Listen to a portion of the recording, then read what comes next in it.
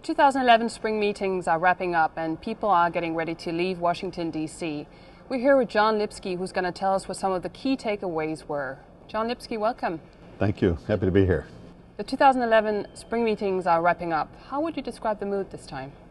Well, there's certainly concern over the risks in the global economy, and especially the rise in food and energy prices is concerning to our low-income members.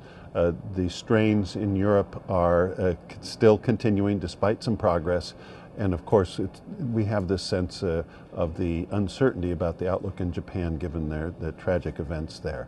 But in broad terms, the recovery is underway and we're beginning to turn toward a post-crisis period. What would you say are the main takeaways from the meetings? Well, remember this combined both the IMFC meetings, our own meetings, plus the G20 ministerial meeting. And that led into our meetings, but was relevant because of the mutual assessment process. And there was that is currently underway among the G20 members and does involve IMF support.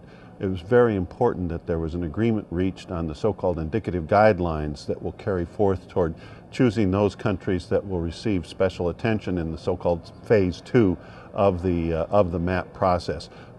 Why I belabor this is because many had worried that there would not be agreement and there would be a sense of a loss of momentum of policy coordination.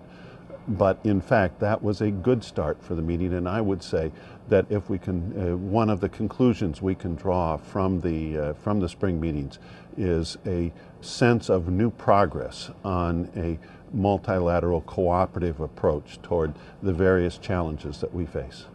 So how would that help us tackle these global economic imbalances that everyone's so worried about? Well, let's think about this in the terms of the focus this year of the G20 on the international monetary system. Part of that is the recognition that the system such as it is does not automatically promote adjustment or cures for the kind of underlying causes for global imbalances, and that's the role effectively of the mutual assessment process.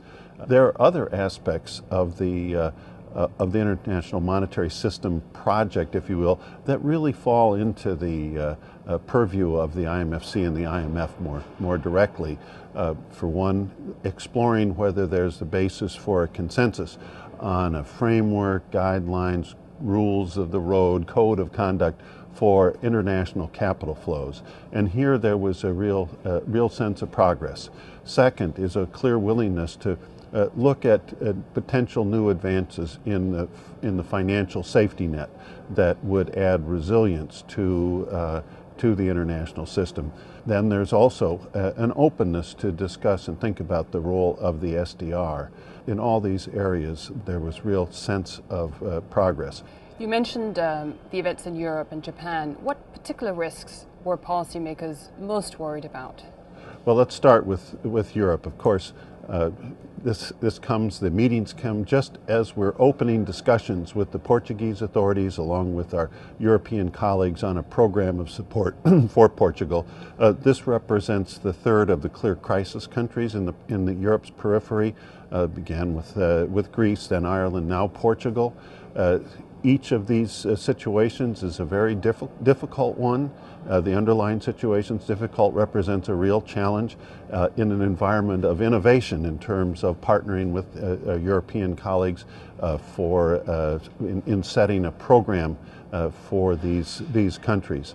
I think we've made some progress. After all, only months ago, the conventional wisdom was if there was a request for a program by Portugal that it would have contagion effects. Those contagion effects are absent. So we're moving forward, but there still are risks in the situation, as we all know. In Japan, the situation's a little different. Of course, we're all still saddened by the tragic loss of life there and uncertain about the economic implications. The Japanese authorities were very forthright in saying they themselves have some large uncertainties. There's going to be some disruption to electricity supply in Japan in the coming months.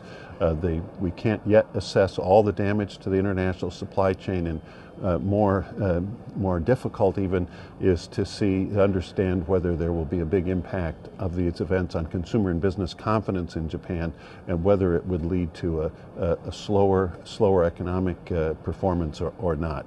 So those are two uncertainties that were certainly discussed. Now this time around, we welcomed a new chairman of the IMFC, Minister Tharman from Singapore. Did he come up with sort of new ideas for the way that the IMFC will work in the future?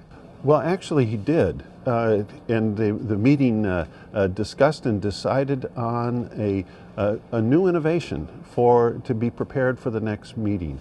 There was a lot of discussion at the IMFC about multilateral surveillance. The ministers noted that we have many products. We have the WIO, the GFSR, the fiscal monitor, the new mandatory FSAPs, the spillover reports. What they asked us to do is to pull together all of this work on multilateral surveillance in a focused way for a new report for the IMFC. And basically they asked us to take a look at the early warning exercise, see what risks were identified, and assess the progress that has been made. This is a very promising and interesting and challenging initiative that could make both the IMFC and multilateral surveillance more impactful. So quietly, I'd say this was a pretty eventful spring meetings and a pretty successful one as well. John Lipsky, thank you very much. Thank you.